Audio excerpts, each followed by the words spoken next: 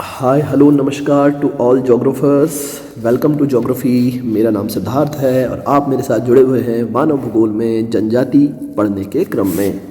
तो जनजाति पढ़ने के क्रम में हमने इससे पहले वाले वीडियो में अरब के बद्दुओं को देखा। आज हम लोग जानेंगे बहुत एक छोटी चर्चा में, अल्प चर्चा में हम लोग जानेंगे किर्गिज़ को। किर्गिज़ जनजाति क्या है, कहाँ पाई जाती है, कैसी दिखती है, कौन से इनके क्षेत्र हैं, मैप में उनकी लोकेशन क्या है, क्या उनके निवास क्षेत्र हैं, कैसा उनका पहनावा है, कैसा उनका जीवन है, कैसी वहाँ वनस्पति पाई जाती है, क्या उनका अर्थतंत्र है। इस सभी बारे में हम लोग एक शॉर्ट चर्चा इस वीडियो के माध्यम से करेंगे। बने रहिए आप मेरे साथ। सबसे पहले किर्गिज़। किर्गिज़ क्या है? तो किर्गिज़ ऐसी जनजाति है जो शीतोष्ण कटिबंधीय घास के मैदानों में पाई जाती है। अक्सर बच्चों में देखा गया है कि ऐसा कन्फ्यूजन पाया जाता है, उष्ण कटिबंधीय, शीतोष्ण कटिबंधीय, ये सब क्या होता है। एक बात इन शॉर्ट यहाँ देख लीजिए, ये आपका एक पृथ्वी का गोला है। ये 0 डिग्री है जो कि उष्ण कटिबंधीय क्षेत्र है। ये लगभग 30 डिग्री, ये लगभग 30 डिग्री, 30 से 45 के बीच का जो क्षेत्र है, ये वाला जो 30 डिग्री अक्षांश से 45 डिग्री अक्षांश के बीच का मोटा मोटा ये वाला जो क्षेत्र है, यहाँ पर शीतोष्ण कटिबंधीय जलवायु पाई जाती है। और यहाँ पर अगर वर्षा कम हो रही है तो यहाँ पर घास के मैदान पाए जाएंगे, वन अथवा सघन वनस्पतियाँ नहीं पाई जाएगी। तो ऐसे क्षेत्र जो कि शीतोष्ण कटिबंध में हैं और जहाँ वर्षा कम है, अब वर्षा कम कहाँ होगी?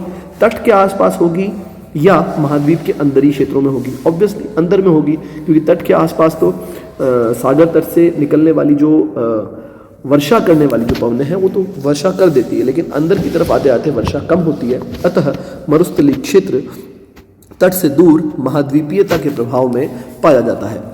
अगर हम लोग बात करते हैं शीतोष्ण कटिबंधीय घास के मैदान की, मतलब यहाँ टेम्परेचर तो कम है। उष्ण कटिबंधीय घास के मैदानों की तरह यहाँ पर टेम्परेचर उतना ज़्यादा नहीं है, टेम्परेचर कम है, ठंड पड़ती है, परंतु घास के मैदान हैं। तो ये कौन से क्षेत्र हैं जहाँ पर किर्गिज़ पाए जाते हैं? तो अब देख लेते हैं। किर्गिज़ लोग मध्य एशिया में, अब बताइए मध्य एशिया कहाँ है? ये आप एटलस में देखिए मध्य एशिया कहाँ है। मैं आपको दिखाऊंगा वैसे वीडियो में कि ऊंचे पठारी भूभागों के निवासी हैं। बेसिकली मैदानों में नहीं पाए जाते हैं, ये पठारी क्षेत्रों में पाए जाते हैं। इनके देश का नाम किर्गिजिया, वर्तमान में किर्गिस्तान है, जो कि पूर्ववर्ती सोवियत संघ का एक गणराज्य था और अब एक स्वतंत्र देश के रूप में अवस्थित है। किर्गिस्तान की राजधानी क्या है? आप एक बार बताइएगा मुझे। क्या किर्गिस्तान की राजधानी पिछले कुछ 2 या 3 वर्षों में चेंज हुई है, परिवर्तित हुई है? बताइएगा कमेंट सेक्शन में। फिर हम लोग बात करें तो कई सौ वर्षों से तक जो किर्गिज़ लोग हैं चलवासी पशुचारक का जीवन व्यतीत करते रहे हैं। बेसिकली देखिएगा, जितनी भी जनजातियां हैं या तो वो शिकार करती है अथवा वो पशुपालन करती है। बहुत ही कम ऐसे होंगे जो एग्रीकल्चर को कर रहे होंगे। परंतु रूसी क्रांति के बाद की बात करें तो पूर्ववर्ती सोवियत संघ, अब ये पूर्ववर्ती सोवियत संघ क्या है, इसमें कितने देश थे, वो भी आप अगर चाहें तो कमेंट सेक्शन में बताइएगा, आपकी एक्टिविटी मुझे दिखेगी। तो पूर्ववर्ती सोवियत संघ में जो आर्थिक विकास हुआ, सामाजिक संगठन बना, वैज्ञानिक तकनीकी की जो उन्नति हुई है तेजी से, उसके फलस्वरूप किर्गिजिया के जो निवासी हैं वो लोग सामूहिक कृषि फार्मों के द्वारा, मतलब कलेक्टिव फार्मिंग के द्वारा एग्रीकल्चर करने लगे। खनिज पदार्थों की भी खुदाई की गई और निर्माण उद्योग भी यहाँ पर कई जगह पर खोले गए। फिर भी किर्गिजिया प्रदेश में पशुचारण और पशुओं के साथ मनुष्य का सामूहिक प्रवास, इसे कहते हैं सीजनल माइग्रेशन, गर्मी आती तो यहाँ, सर्दी आती तो यहाँ, पठारों तथा पर्वतीय क्षेत्रों में अभी तक भी होता रहा है। बेसिकली आप देखिएगा, किर्गिज़ जो लोग हैं इनके देश का क्षेत्रफल लगभग 200,000 किलोमीटर है और जनसंख्या लगभग 60 लाख है। मतलब क्षेत्रफल बहुत ज़्यादा है, जनसंख्या बहुत कम है। ये एक मैप दे रखा है किर्गिज़ जो लोग हैं वहाँ का, और वो कहाँ रहते हैं उन क्षेत्रों का। हालांकि मैं इसके लिए आपको एक और स्पष्ट और कलरफुल मैप दिखाऊंगा। किर्गिजिया की भूमि विषम है और ये क्षेत्र एशिया महाद्वीप के आंतरिक भाग में स्थित है। जैसा कि मैंने बताया, घास का मैदान है, स्वाभाविक तौर पर वर्षा कम होती है, आंतरिक क्षेत्र में ही स्थित होगा और महासागरों से अति दूर है। इस प्रदेश के उत्तर में कजाकिस्तान का विस्तृत मैदान है, परंतु किर्गिजिया की जो भूमि है, किर्गिजिया की जो भूमि है वो मैदानी न होकर के पठारी है। दक्षिण की ओर ऊंची भूमि होती गई जिसमें नीची पहाड़ियां और कटे फटे ऊंचे पठार हैं। इन पठारों की जो ऊंचाई है वो लगभग 2400 से लेकर 3600 मीटर तक पाई जाती है। इन पठारों के दक्षिण में आप देखेंगे तो एक बहुत फेमस पर्वतमाला है जिसे बोलते हैं तियान शान की पर्वत श्रेणी, जिसके ऊंचे जो शिखर हैं वो सदैव हिमाच्छादित रहते हैं और उनमें बहुत सारे ग्लेशियर पाए जाते हैं और ग्लेशियर वाहिकाएं भी यहाँ पाई जाती हैं। देखिएगा मैप में तियान शान की लोकेशन किया है, कौन कौन से देशों के अंदर तियान शान अपनी सीमा लगाती है। इस पठारी प्रदेश के उत्तरी पूर्वी भाग में खारे जल की एक बड़ी झील है, इसाक कुल झील। ये बहुत इंपॉर्टेंट झील है, इसाक कुल झील। ये देखिएगा, ये नाम लिखा हुआ यहाँ पर, आप इसे मैप में ढूंढिए। इसाक कुल झील या इसाक कुल झील कहते हैं इसे। इसके अतिरिक्त मीठे जल की भी कई छोटी छोटी झीलें यहाँ पर अवस्थित है। अधिकतर तियान शान पर्वत से निकलने वाली छोटी छोटी नदियों के मार्ग जहाँ पर कहीं ब्लॉकेज हो जाता है या खड्डा बन जाता है, तो वहाँ पर भी छोटी छोटी मीठे पानी की झीलें भी यहाँ पाई जाती है। ये नदियाँ पश्चिम की ओर बहती हुई सरदरिया नदी, देखो 2 नदियाँ हैं, आमू दरिया और सरदरिया। इनके इंग्लिश में नाम क्या है वो भी कमेंट सेक्शन में बताइएगा। और ये कौन कौन से देशों में प्रवाहित होती है और क्या कोई सभ्यता इनके सहारे विकसित हुई है बताइएगा। पर्वतों से निकलने वाले सैकड़ों जल स्रोतों का किर्गिज लोगों के लिए काफ़ी बड़ा महत्व रहा है। बेसिकली ये देखिएगा कि जो स्टेपी के मैदान है यहाँ पर भी पानी की कोई अतिता नहीं, मतलब बहुत ज़्यादा पानी नहीं पाया जाता है, तो जितना भी पानी पाया जाएगा वो इनके लिए बहुत ज़्यादा महत्व रखता है। किर्गिज के पश्चिमी भाग में फरगना श्रेणी है और दक्षिणी पश्चिम में अलाई श्रेणी अवस्थित है। दक्षिण तथा दक्षिण पूर्व में तियान शान की जो ऊंची पर्वत श्रेणी स्थित है, देखिएगा वो इनके दक्षिण में पड़ रही है, मतलब इनका जो प्रवास होगा वो दक्षिण में कम होगा क्योंकि इन्हें तियान शान नाम की पर्वत श्रेणी को पार करना पड़ता है, इसीलिए ये लोग दक्षिण में प्रवास कम करते हैं। फिर अगर हम लोग बात करें तो बेसिकली ये जो पूरा का पूरा क्षेत्र है ये पर्वतीय और पठारी क्षेत्र है, मैदानी क्षेत्र कम है।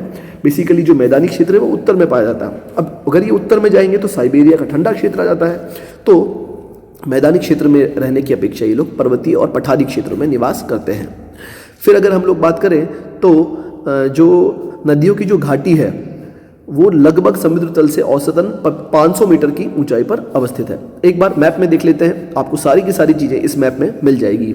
ये है किर्गिज लोगों का क्षेत्र जो कि अब हम लोग मैप में देखेंगे। अब देखेंगे मैप में, सबसे पहले तो आप देखिएगा कि ये जो ग्रीन वाला एरिया दिखा हुआ ये मोटा मोटी कजाकिस्तान और उसके समीपवर्ती क्षेत्रों का है। तो ये है किर्गिस्तान का किर्गिज क्षेत्र, ये लिखा हुआ यहाँ पे, ये देख लीजिए किर्गिज, रेड पेन यूज़ कर लेते हैं। ये देखिए किर्गिज लिखा हुआ है और यहाँ आपको एक फेमस पर्वतमाला, ये देखिए तियान शान देखने को मिलेगी। और तियान शान दक्षिण में कौन से देश से सीमा लगा रही है? चीन से भी सीमा लगा रही है।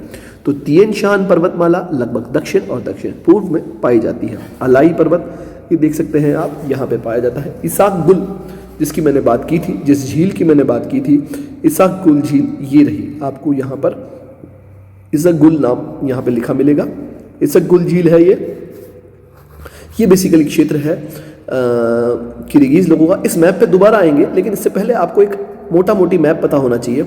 ये है विश्व का नक्शा और ये जो कलरफुल, जो सेंटर में जो कलरफुल एरिया दिखाया हुआ है इसे कहते हैं सेंट्रल एशिया, मध्य एशिया का क्षेत्र।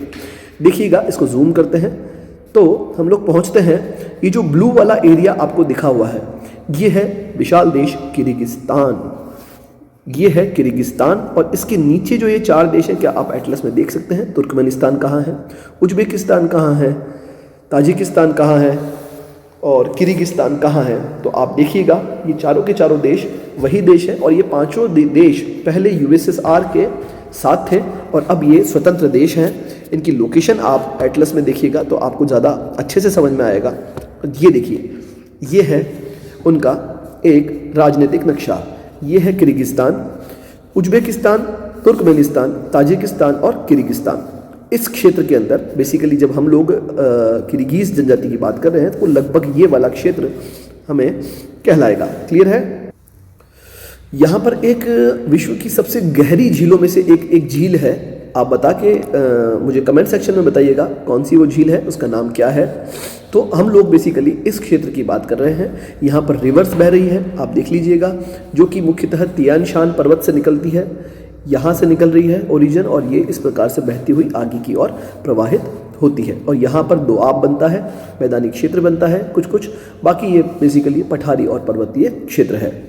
अगर हम लोग यहाँ पर जलवायु और वनस्पति की बात करें तो बेसिकली ये पर्वतीय श्रेणियों से घिरा हुआ है और महासागरों से अति दूर है। इसीलिए यहाँ पर जो जलवाष्प से भरी हुई पवनें हैं वो बहुत कम पहुँचती है। इसीलिए यह क्षेत्र शुष्क प्रकार की या इस प्रकार की कंडीशन को कहते हैं महाद्वीपीयता का प्रभाव, कॉन्टिनेंटल इफेक्ट ऑफ क्लाइमेट। तो बेसिकली यहाँ महाद्वीपीयता का प्रभाव पड़ता है और जलवायु यहाँ पर शुष्क पाई जाती है। तिएन शान पर्वत जैसे जैसे हाइट पे जाएंगे ठंड बढ़ेगी तो अति ठंडा है, अतः यहाँ पर वर्षा बहुत कम मात्रा में होती है और जो कि मुख्यतः ग्रीष्म ऋतु में होगी।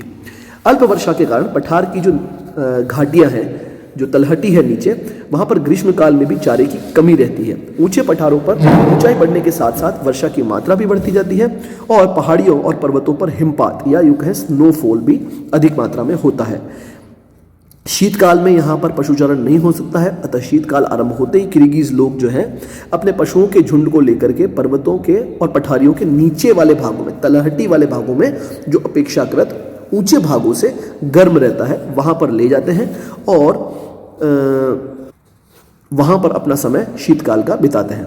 वनस्पति की अगर हम लोग बात करें तो ऊंचाई के साथ साथ वनस्पति भी यहाँ पर चेंज होती रहती है। वैसे ग्राउंड लेवल पर यहाँ पर स्टेपी घास या यूँ कहें स्टेपी ग्रास पाई जाती है और वृक्ष नहीं होते हैं, कोई बहुत बड़े बड़े वृक्ष नहीं होते हैं। परंतु अगर हम लोग बात करें पहाड़ियों और पर्वतों पर 1800 मीटर की ऊंचाई पर शंकुधारी वन आरंभ हो सकते हैं और फिर वापस 350 मीटर तक फिर ये लोग यहाँ आपको वापस घास देखने को मिलेगी। तो ये घास चराने ऊपर तक जाते हैं या और फिर इसके ऊपर यहाँ पर हिमरेखा मिलती है। हिमरेखा क्या है? हिमरेखा देखिए, ये कोई पर्वत है और पर्वत के ऊपर एक ऊंचाई के बाद एक लाइन पाई जाएगी। इस लाइन के ऊपर सदैव हिम जमी रहती है, इसे कहेंगे हिमरेखा। फिर अगर हम लोग आर्थिक उद्योगों की बात करें तो मैंने आपको जैसा बताया कि बेसिकली इनका जो मुख्य उद्देश्य है वो पशुपालन ही है। तो ये रहा पशुपालन के विषय में बात। फिर अगर हम लोग बात करें कि सोवियत क्रांति के बाद निर्माण उद्योग और एग्रीकल्चर के अंदर भी यहाँ पर काफ़ी प्रगति हुई है। जैसा कि मैंने बताया था जो सामूहिक जो ये लोग कृषि करते हैं वहाँ पर भी यहाँ पर प्रगति हुई है। अगर हम लोग बात करें ऊंचे पठारी भागों में, तलहटी में और नदी घाटियों में मुख्य रूप से कृषि हमें देखने को मिलती है। द्वितीय विश्व युद्ध के पश्चात पूर्वी सोवियत संघ के आर्थिक विकास और वैज्ञानिक उन्नति के कारण यह क्षेत्र भी काफ़ी ज़्यादा विकास के पायदान पर आगे बढ़ा है। फिर हम लोग बात करते हैं किर्गिज लोग कई वर्षों तक, 100 वर्षों तक, सैकड़ों वर्षों तक चलवासी पशुचारक रहे हैं, ठीक है, और इसी प्रकार का ये लोग जीवन व्यतीत करते रहे हैं। इसलिए बेसिकली जो इनका इकोनॉमी होगी वो आज भी पशुपालन पर ज़्यादा निर्भर करती है। हालांकि इन्होंने सामूहिक कृषि, जिसे कलेक्टिव फार्मिंग कहते हैं, उनको भी स्थायी विकास कर लिया है। यांत्रिक कृषि भी करने लगे हैं क्योंकि ये जो हाईली मैकेनाइज्ड होते हैं, मतलब जैसे अच्छी मशीनों का यूज़ करना, गवर्नमेंट जो है वो इन्हें बढ़ावा देती है कि आप इस प्रकार से एग्रीकल्चर करें। तो यहाँ पर क्योंकि शीतोष्ण कटिबंध में है तो सबसे मुख्य फसल शीतोष्ण कटिबंध की है गेहूँ और जौ एक साथ होते हैं, तो यहाँ की जो मुख्य फसल रहेगी वो गेहूँ रहेगी। फिर अगर हम लोग बात करें खनिज पदार्थों की तो यहाँ पर कुछ मात्रा में कोयला, खनिज तेल, गंधक, पारा आदि यहाँ पर पाए जाते हैं। कहीं कहीं पर रेडियो एक्टिव मिनरल्स या आणविक खनिज भी मिलते हैं। फिर अगर हम लोग बात करें तो इन खनिजों के उत्पादन के लिए और इनकी ग्रोथ के लिए यहाँ पर कई सारे तकनीकी संयंत्र लगाए जा रहे हैं और यहाँ पर भी उसी प्रकार का विकास जैसा कि आज हम लोग यहाँ देखते हैं शहरों में, वैसा करने का प्रयास किया जा रहा है। रेशम का उत्पादन किया जाता है यहाँ पर, और वस्त्र निर्माण जो है, रेशमी वस्त्र, सूती वस्त्र और इस प्रकार का जो है यहाँ पर ये कार्य भी किया जा रहा है। पशुपालन यहाँ का सबसे महत्वपूर्ण उद्योग है जो कि घाटियों में और पठारों के निचले क्षेत्रों में किया जाता है। बेसिकली यहाँ पर दूध देने वाले जो पशु होते हैं वो पाले जाते हैं। आप देखिएगा यहाँ पर आप देखेंगे कि ऊँट नहीं पाए जाएंगे क्योंकि हम इसे बद्दू के साथ पढ़ रहे हैं, तो कहीं आप इसमें भी ऊँट न लिख दीजिएगा। बेसिकली यहाँ पर ऊँट पाए भी जाएंगे तो बिल्कुल उस तरह के ऊँट पाए जाएंगे जो शीतोष्ण कटिबंध में पाए जाते हैं। बेसिकली यहाँ पर याक नाम का एक पशु होता है, आप देखेंगे तो आपको मिल जाएगा नेट पे। याक पाले जाते हैं, भेड़ बकरियां पाली जाती है, गाय पाली जाती है, घोड़ों के जो समूह के अंदर ये लोग घोड़े रखते हैं और इस प्रकार के बेसिकली ये लोग पशु पालते हैं और पशुचारण करते हैं। बेसिकली पशुओं को पालने के क्रम में ये लोग सामूहिक प्रवास करते हैं, इसे बोलते हैं सीजनल माइग्रेशन। मतलब तो बेसिकली अब हम लोग बात करें तो सामूहिक प्रयास में तो आप देखिएगा कि ये लोग जब पशुओं के बड़े बड़े झुंड पालते हैं और उनमें उनमें मुख्यतः दूध देने वाले पशु होते हैं, तो उन्हें भी यहाँ से वहाँ घास चराने के लिए ले जाना पड़ता है। याक मैंने बताया आपको दूध देने के लिए और माल ढोने के लिए सबसे प्रमुख पशु है। उसके अलावा भेड़ बकरियाँ हैं, ऊँट हैं, बट यहाँ के ऊँट वैसे ऊँट नहीं है जैसे उष्णकटिबंध में। यहाँ के ऊँट 2 कुबड़ वाले ऊँट होते हैं। बेसिकली आपने देखा होगा ऊँट के अंदर एक प्रकार की ये पाई जाती है, कुबड़ पाई जाती है, और इस प्रकार से इसका मुंह होता है। लेकिन यहाँ वाले जो ऊँट हैं इनमें 2 कुबड़ पाई जाती है।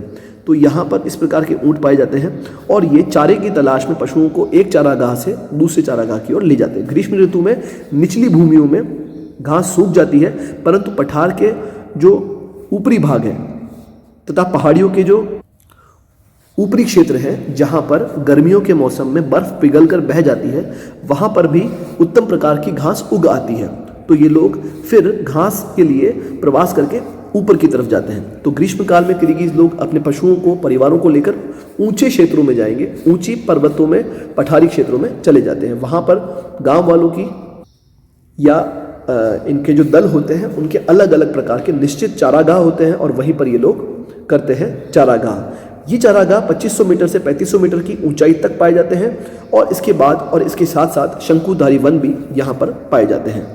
फिर अक्टूबर महीने के आसपास आप देखेंगे तो अक्टूबर महीने के आसपास यहाँ पर फिर बर्फ़ गिरने लगती है, तापमान घटने लगता है। तो ये लोग दोबारा पर्वतों और पठारी क्षेत्रों के ऊंचे भागों से अपने पशुओं को लेकर के वापस घाटी क्षेत्र में अथवा नीचे वाले क्षेत्रों में आ जाते हैं, जहाँ पर ये अपनी शीत ऋतु को व्यतीत करते हैं। तो इसे कहते हैं सीजनल माइग्रेशन या मौसमी प्रवास। ठीक है। फिर अगर हम लोग बात करें, अप्रैल के मध्य से बर्फ़ पिघलने आरंभ होती है और ये लोग वापस ग्रीष्मकालीन जो चारागाह हैं जो कि ऊंचे क्षेत्रों में पाए जाएंगे, वहाँ पर अपने पशुओं को लेकर के चले जाते हैं।